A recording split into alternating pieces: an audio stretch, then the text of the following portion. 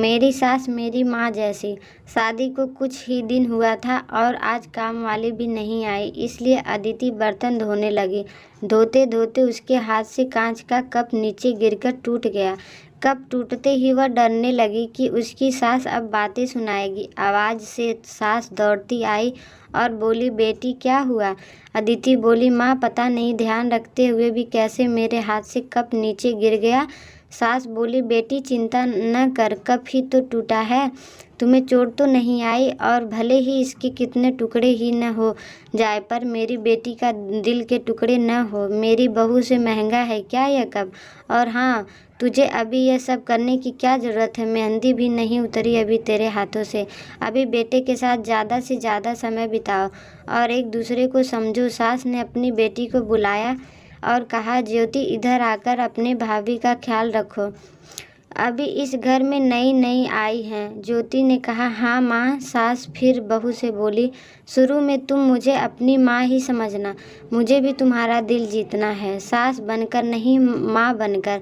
देखते देखते अदिति की आंखों से खुशी के आंसू आ गए। छलक कर गई उसकी आंखें और सास के पैरों में गिरकर बोली, मैंने एक माँ छोड़ी तो दूसरी नई माँ पाई, बल्कि आप मेरी माँ से भी ज़्यादा ममता मेरे लिए रखती हो। यदि घर में यह कब टूट जाता तो माँ भी दो बात कहे बिना नहीं रहती। रात को अदिति की नींद ही उड़ गई। रह रहकर शाम की घटना याद आ रही थी। सास के बारे में उसकी जो सोच थी उसकी विपरीत सास का व्यवहार पाया। उसका भी कसूर नहीं था ऐसा सोचना, क्योंकि उसने लोगों के मुंह से बुरी सास के बारे में ही सुना था। अदिति अपने अतीत में खो गई। उसे फिर याद आया कि कुछ साल पहले उसके लोगों ने एक भाई की शादी हुई थी। मेहंदी का रंग उतरते ही पहले ही माँ ने भाभी पर काम की पूरी जिम्मेदारी डाल दी और अपने ही नियम कानून के हिसाब से भाभी को चलने के लिए मजबूर कर दिया। माँ ने भाभी को घर में एडजस्ट होने में ज़रा भी वक्त नहीं दिया। भैया भाभी को बाहर ले जाते तो माँ का मुंह फूल जाता और बोलते कि हर समय भाभी को साथ ले जाने की क्या ज़रूरत है। कभी भी भाभी को खुली हंसी हंसने नहीं दिया। समय के साथ भाभी ने सहना छोड़ दिया फिर और घर में हर रोज़ झगड़ा होने लगा। एक दिन भाभी के हाथ से कांच का गिलास गिरकर टूट गया। माँ चिल्लाने लगी, कितनी कीमती गिलास तोड़ दिया। किसी न किसी बात पर वह भाभी पर चिल्लाती। भाभी भी गुस्से से बोलती थी कि माँ मैं तो बैठी खाती हूँ, आप तो खड़ी खड़ी खाती हैं। जब से आई हूँ तब से रोज़ दो दो चार जाली कोटी न सुना दो तब तक आपको चैन ही नहीं मिलेगा। कभी मेरे माँ का तो कभी मेरे माँ बाप को, हमेशा मेरी मायके वालों को कोसती रहती हो।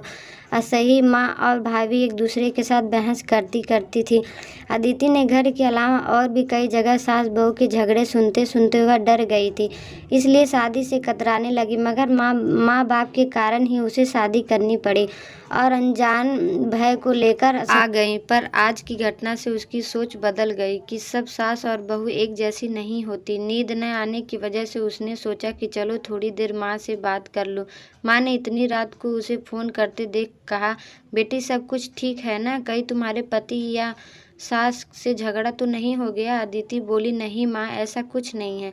मालूम है माँ, आज मेरे हाथ से कांच का गिलास गिर गया, तभी सास आ गई। मैं आगे बोलते ही मेरे सास ने बोलना शुरू कर दिया, बेटा फिर तेरे सास के चिल्लाने पर तूने अच्छा सा जवाब दे दिया ना?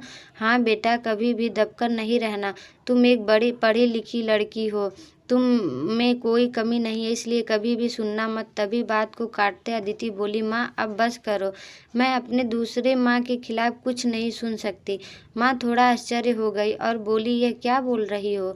अदिति बोली, हाँ माँ, आज मेरे हाथ से जब कप गिरा तो मेरे सास ने बिल्कुल भी मेरे साथ बुरा व्यवहार नहीं किया। अंत में अदिति बोली, अब आप समझ गई ना सारी बात?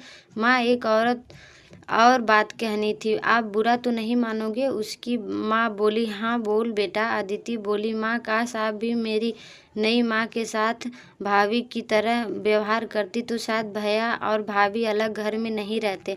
अपनी बेटी की यह सब बातें सुनकर उसे एहसास हुआ कि उसने अपने बहू के साथ गलत व्यवहार किया था। उसकी बेटी ने उसकी आंखें खोल दी।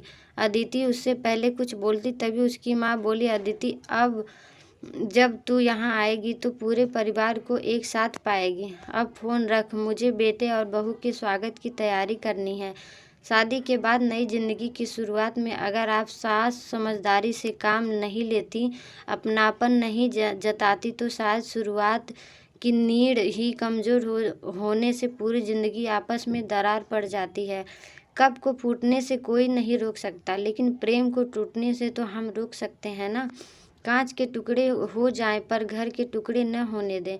अपने घर में प्रेम का वातावरण बनाए रखिए, एक दूसरे को समझें, एक दूसरे की इज्जत करें, तो घर स्वर्ग बन जाएगा। घर नर्क से स्वर्ग में बदल सकता है। यदि बहू सास को माँ मान ले और सास बहू को बेटी मान ले, दृष्टि बदलते से दृष्टि बदल जाएगी। और एक स्त्री चाहे तो घर को स्वर्ग बना सकती है और चाहे तो नर्क भी बना सकती है। अगर मेरी कहानी पसंद आई हो तो वीडियो को लाइक करें, अपने दोस्तों के साथ शेयर करें और इस तरह के वीडियो के लिए हमारे चैनल को सब्सक्राइब ज़रूर करें। धन्यवाद।